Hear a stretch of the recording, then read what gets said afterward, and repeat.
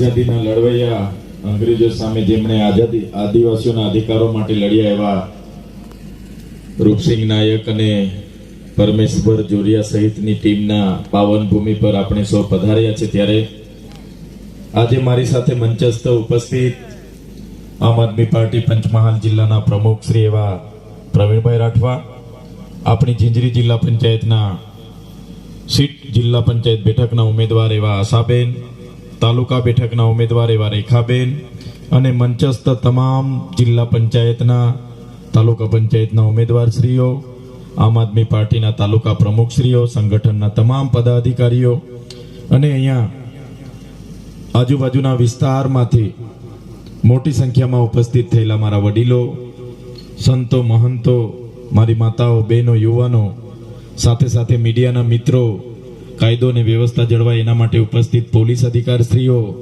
તમામ લોકોને ચૈતર વસાવાના જોહાર નમન કરું છું, ઉલગુલાલ જિંદાબાદ કરું છું. સાથીઓ, આજે અમે સ્પેશિયલ સમય કાઢીને જ્યારે અહીંયા ઉપસ્થિત થયા છીએ ત્યારે આપ સૌને હું વિનંતી કરવા માટે આવ્યો છું. હું કોઈ ભાષણબાજી કરવા માટે નથી આવ્યો, પણ સૌને અપીલ કરવા માટે આવ્યો છું.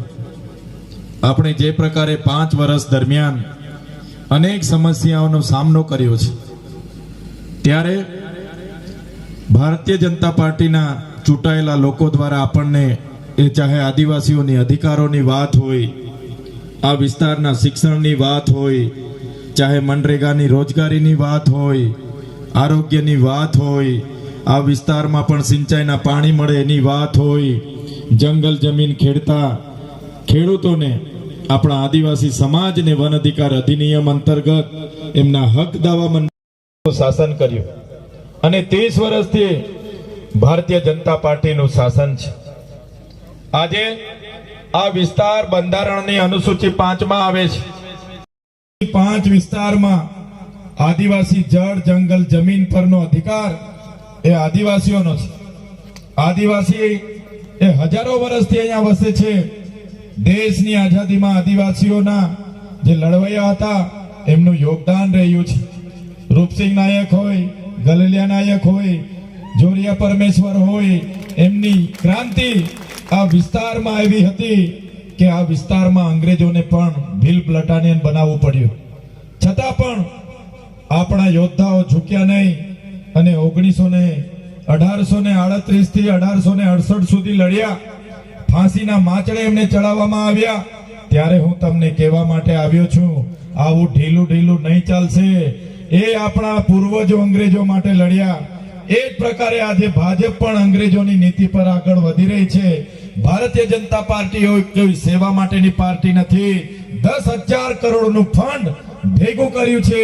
એટલા માટે હું તમને કહેવા માંગુ છું, Bharatiya Janata party East India કંપનીની રાહે ચાલે છે, અંગ્રેજોની રાહે ચાલે છે. પોલીસનો ઉપયોગ કરીને આપણા લોકો પર રાજ કરવાનું જે એમનું આપણા લોકો પર જે રાજ કરવા માટેના પ્રયાસો થઈ રહ્યા છે ત્યારે આપણા પૂર્વજો જે પ્રકારે અંગ્રેજો સામે લડ્યા હતા એ જ પ્રકારે આ ભારતીય જનતા પાર્ટીના કાળા અંગ્રેજો સામે આપણે પણ લડવું પડશે. આજે આ વિસ્તારમાં કોઈ સરકાર સામે સવાલ કરે, એમની નીતિઓની ટીકા કરે એટલે પોલીસને મોકલીને એમને દબાવવાની વાત થાય છે. અહીંયા કોઈ આપણી સભા મળવાની હોય, સામાજિક જાગૃતિનો કોઈ કાર્યક્રમ હોય એટલે એમને પણ આ ભાજપના નેતાઓ દ્વારા કહેવામાં આવે કે ભાઈ સમિતિનો કાર્યક્રમ છે, કોઈએ જવાનું નથી. ચૈતરભાઈ આવે છે, કોઈએ જવાનું નથી. જશો એટલે તમારા ઝૂંપડા અમે મંજૂર નહીં થવા દઈએ, તમારા મીટરો તોડી લેવામાં આવશે, તમારા બોરનું પાણી આપવામાં નહીં આવે, નળ કનેક્શન કાપી લેવામાં આવશે, તમારા ઘરે પોલીસને મોકલી આપીને રેડ પડાવવામાં આવશે, એવી ધમકીઓ આપવામાં આવે છે. છતાં તમે મોટી સંખ્યામાં અહીં ઉપસ્થિત થયેલા છો. એ જ બતાવે છે કે પરિવર્તન આવવાનું છે, આવવાનું છે ને આવવાનું છે.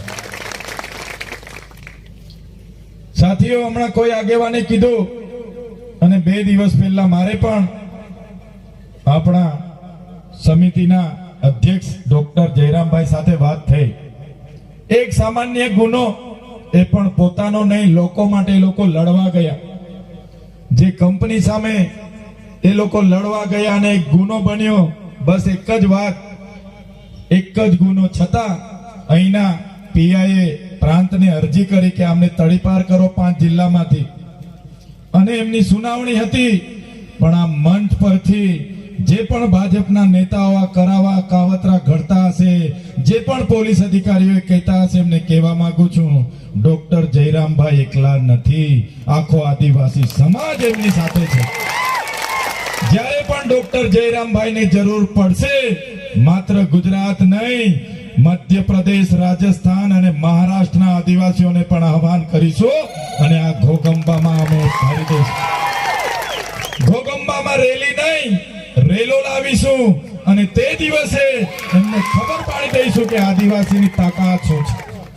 અમે તમારી જેલોથી ડરવાવાળા લોકો નથી.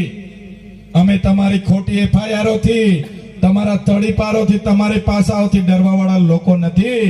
મારે પોલીસ અધિકારીઓને પણ વિનંતી છે, તમે એવા ભાજપના લોકોના હાથાઓ બનવાનું બંધ કરો. તમે સંવિધાનના શપથ લઈને આવેલા છો. તમે જે સંવિધાનના શપથ લઈને તમે નોકરીમાં વર્દી પહેરી છે, તમે શપથ લીધા છે સુરક્ષા, સલામતી અને શાંતિ પૂરું પાડવાનો, અને તમારો પગાર પણ આ જનતાના ટેક્સમાં આવે છે, ભાજપના કાર્યાલયથી નથી આવતો.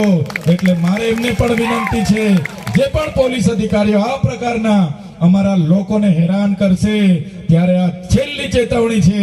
અને પછી જો કંઈ આવું થશે તો આ ચૈતર વસાવાની આગેવાનીમાં અહીંયા લાખો આદિવાસીઓ ભેગા થશે.